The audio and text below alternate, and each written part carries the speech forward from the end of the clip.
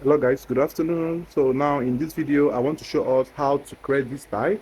So do make sure you watch the video to the end, like and subscribe to my channel. Also comment how impactful this video is to you. Let me give you a closer look of this outfit. Look at the finishing, look at the neatness of the outfit, right?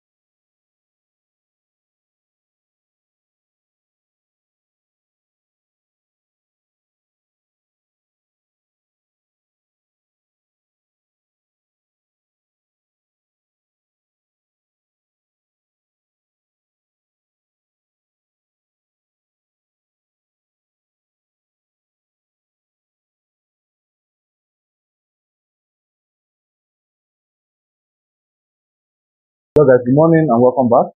Alright, so in the sewing aspect of this video, we have gotten to the stage where your shoulder line was joined. Now bear in mind that this shoulder area could have invisible zip, that shoulder zip if you want, but I wanted to have the zip to be at the back part of the outfit. So this is just my own personal concept, right?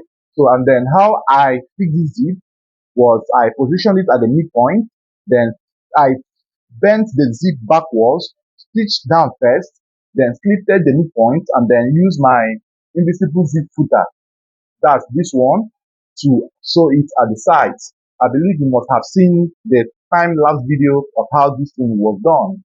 Then I went ahead to trim my neck before I fix my zip. Now my neck must be exact of your customer's neckline measurements and everything. Do the neck trimmings, and once you're done, the next to do now is to pipe.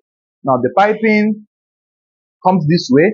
Now the reason I had to fix my zip first before the piping is because this is an iron zip. So I don't want the iron edge to reach my customer's neckline. So I will have to trim the neck first, fix my zip, and then pipe lastly. So the piping will not end where the zip position ended.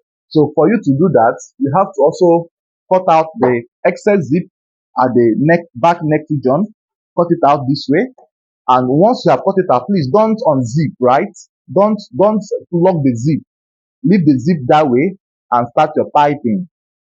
So cut the neckline, the zip area properly this way. So once it's been cut properly, now the next to do as well is to bring your bias and start piping. So you fold it in this form, fold it properly in this form, this way, and then insert the zip neck inwards here. Insert it inside so that the zip will stop somewhere here. There will be a little gap at the neck region. So this is just optional.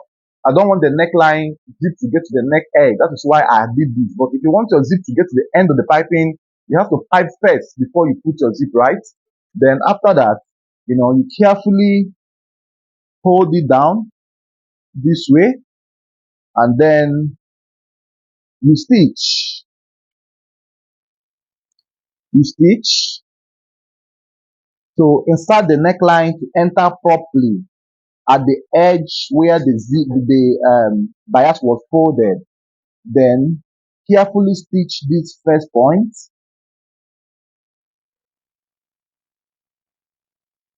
So carefully stitch that first point, that first area. So the back zip is not really in vogue, but then you can adopt it and it becomes one of the trendy styles.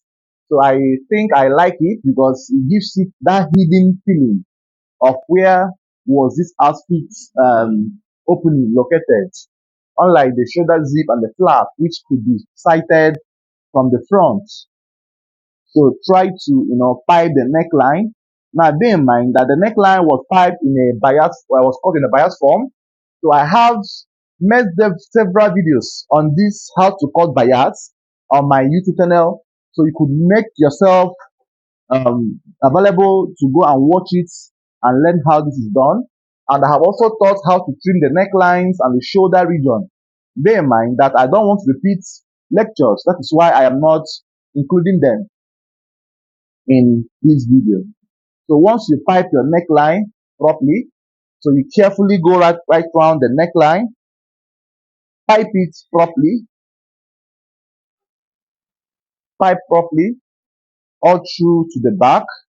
And bear in mind that before you have started piping the neckline, you will have to measure and ascertain that the neckline measurement is what your customer's neckline is. So here, you also stop a bit far from the edge, then fold the bias, and then insert it at the first one.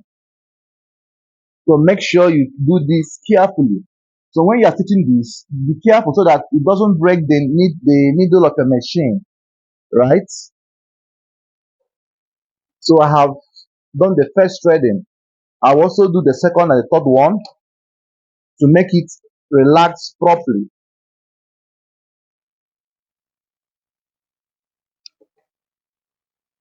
So I will thread the second line. So make sure as well you thread it carefully. Alright, so now I am done piping the neckline. So after piping, look at the work we have on our outfit. See how well tailored it is, right? So the next to do now is to iron. So before we iron, let us zip our back zip and see. Please note that this back zip is optional, right? If you don't like it, you can use any method of your choice, either shoulder zip or a V-neck, however. But obviously, it can be a flap. So this is our back zip. Look at how it stops and see how it's corresponding. As you can see, right, everything is very, very in line. So I will go and iron this and come back.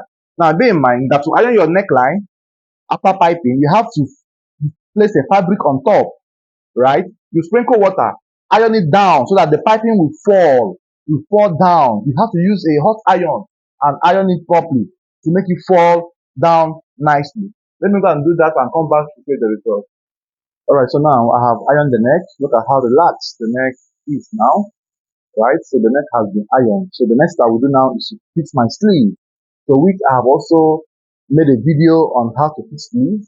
So the normal regular coupling processes will continue, so you can still do well to watch the time-lapse video of the coupling aspects.